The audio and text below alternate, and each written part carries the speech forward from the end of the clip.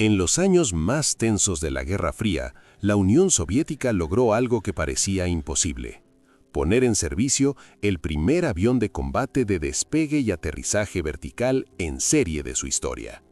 Se llamaba Jak-38 y para la OTAN era el Forager, un caza que despegaba como un helicóptero desde la cubierta de un buque, sin necesidad de catapultas ni pistas largas. Todo comenzó en la década de 1960, cuando la Marina Soviética buscaba desesperadamente una forma de proyectar poder aéreo en alta mar sin depender de portaaviones gigantes como los de Estados Unidos. Los norteamericanos dominaban los océanos con sus enormes flotas de catapultas y cables de arresto, pero en Moscú no querían copiar ese modelo. En su lugar, optaron por una solución híbrida: buques que oficialmente se clasificaban como cruceros portaaviones pesados para sortear tratados internacionales y limitaciones políticas internas. El proyecto 1143, conocido como Clase Kiev, fue el corazón de esta ambición. El primer buque, el Kiev, votado en 1972 y comisionado en 1975, tenía una cubierta de vuelo de solo 190 metros, inclinada en la proa para permitir despegues cortos. Pero sin catapultas, los aviones convencionales como el MiG-21 o Su-27 no podían operar desde allí de manera efectiva. Fue entonces cuando los ingenieros soviéticos volvieron la mirada hacia Occidente. El gran catalizador fue el Hawker Harrier británico. En 1969, el Harrier entró en servicio con la RAF, un avión capaz de despegar verticalmente gracias a un único motor con toberas giratorias. Los soviéticos lo estudiaron con detalle. Documentos desclasificados muestran que adquirieron información técnica a través de canales indirectos, y pronto el OKB Yakolev, dirigido por Alexander Yakolev, recibió la orden de desarrollar un equivalente nacional. El trabajo empezó en 1967 bajo el código Jak-36M. Los primeros prototipos volaron en 1970-1971 y tras intensas pruebas, incluyendo aterrizajes en plataformas improvisadas en tierra, el avión fue aceptado en servicio en 1976 como Jak-38. Se construyeron 4 buques de la clase Kiev: Kiev, Minsk, Novorossiysk y Bakú, luego renombrado Admiral Gorshkov. Cada uno podía llevar hasta 12-14 Jak-38 junto con helicópteros K-25 o K-27 para guerra antisubmarina. La idea era clara: estos buques podrían operar en el Atlántico Norte, el Mediterráneo o el Índico, amenazando rutas marítimas de la OTAN y protegiendo submarinos nucleares soviéticos. En ejercicios como Okean 75, los buques demostraron que podían desplegarse rápidamente lejos de bases terrestres. Sin embargo, la decisión de crear el Jak-38 no fue solo técnica, había un componente político fuerte. El almirante Sergei Gorshkov, jefe de la Marina Soviética desde 1956 hasta 1985, empujó con fuerza la expansión oceánica. Convenció al Politburó de que sin aviación embarcada, la URSS quedaría en desventaja estratégica. Pero los mariscales de la Fuerza Aérea se oponían, temiendo que restara fondos a sus programas. Al final, la solución intermedia, buques no portaaviones con aviones VTOL, permitió avanzar sin confrontaciones internas graves. Y aunque el Harrier fue la inspiración directa, los ingenieros soviéticos eligieron un camino completamente diferente en la propulsión, algo que marcó tanto las fortalezas como las debilidades del Jak-38. De eso hablaremos a continuación, porque esa decisión técnica iba a definir todo el destino del avión. Y aunque el Harrier fue la inspiración directa, los ingenieros soviéticos eligieron un camino completamente diferente en la propulsión, algo que marcó tanto las fortalezas como las debilidades del Jak-38.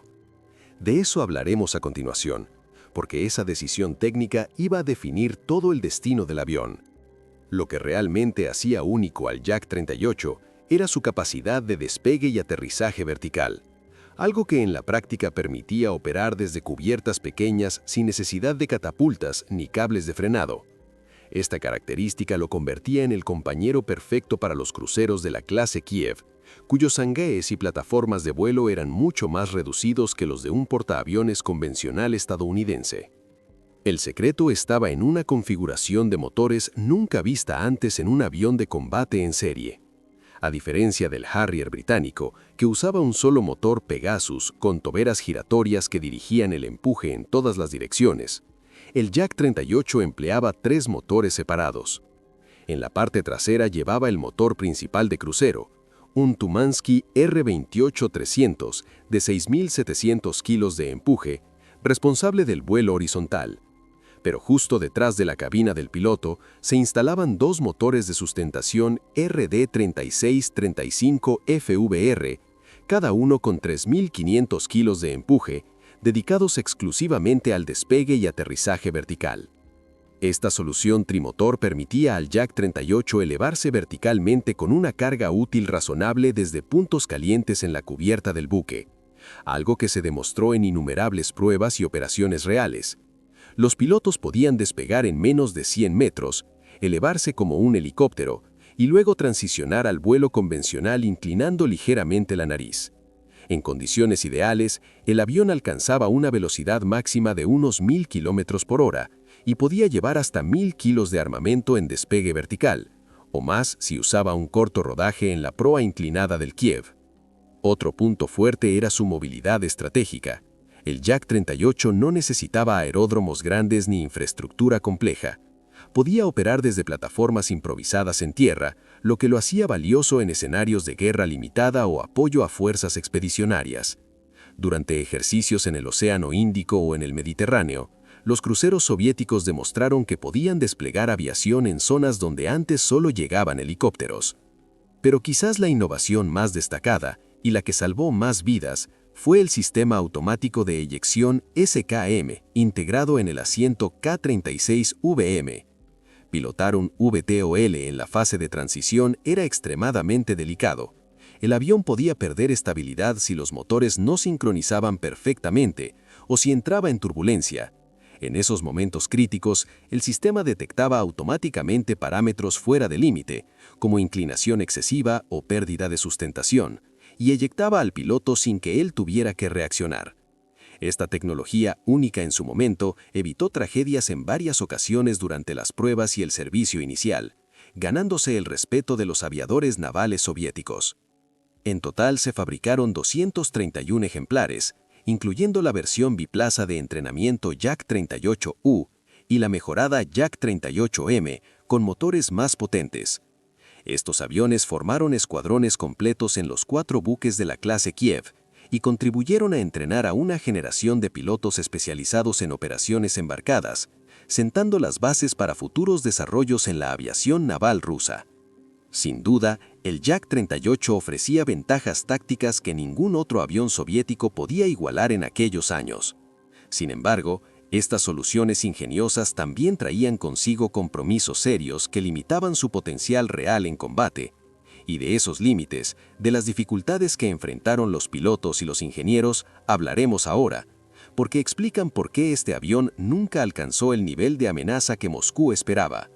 Sin duda, el Yak-38 ofrecía ventajas tácticas que ningún otro avión soviético podía igualar en aquellos años. Sin embargo, estas soluciones ingeniosas también traían consigo compromisos serios que limitaban su potencial real en combate.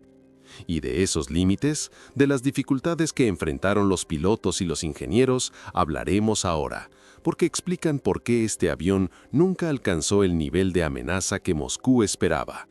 La configuración de 3 motores, aunque permitía el despegue vertical, imponía penalizaciones severas en el rendimiento general.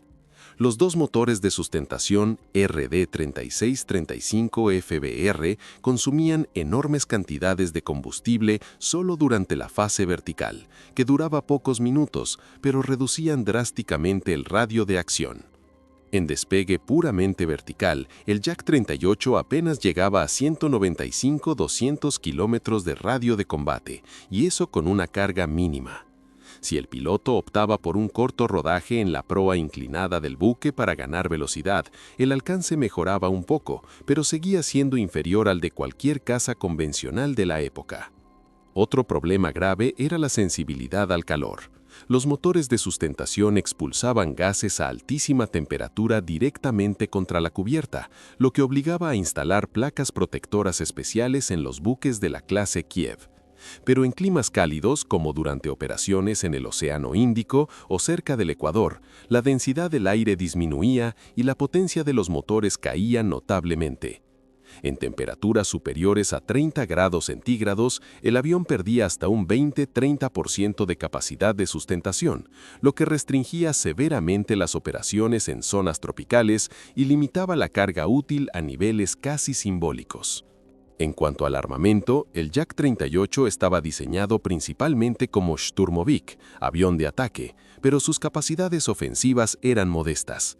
Podía llevar bombas libres de hasta 500 kilogramos, cohetes no guiados o misiles aire-tierra KH-23, pero no tenía radar potente ni capacidad para misiles aire-aire de largo alcance en las versiones iniciales.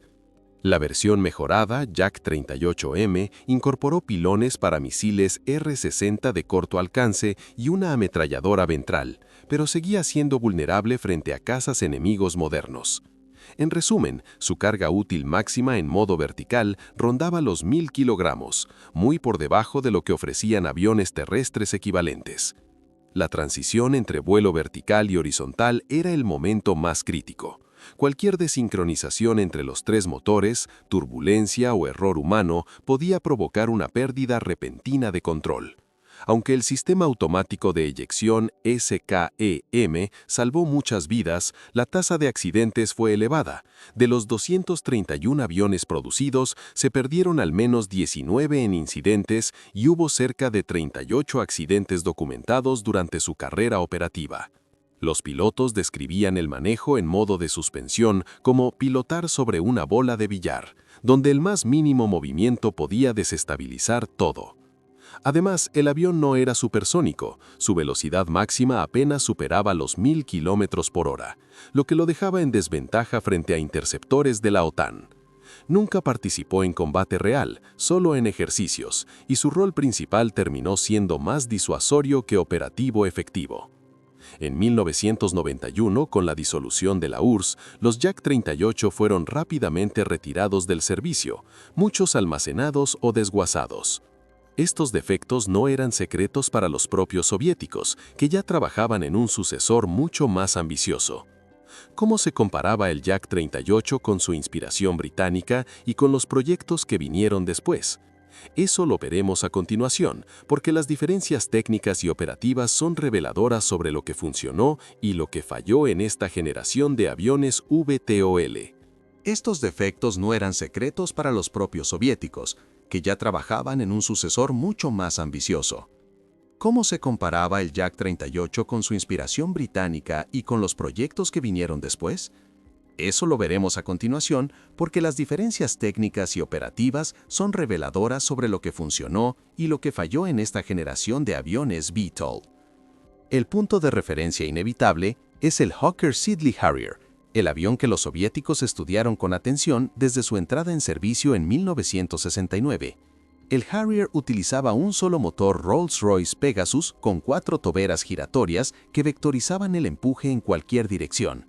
Esta solución era más simple, eficiente y menos pesada que los 3 motores del Jak-38. El Harrier podía operar en climas cálidos sin perder tanta potencia. Alcanzaba velocidades supersónicas en versiones posteriores, como el AV-8B, y tenía un radio de acción mucho mayor, hasta 500-600 kilómetros con carga completa. Lo más importante, el Harrier demostró su valía en combate real durante la Guerra de las Malvinas en 1982, donde los Sea Harrier británicos derribaron más de 20 aviones argentinos sin sufrir una sola pérdida en dogfight.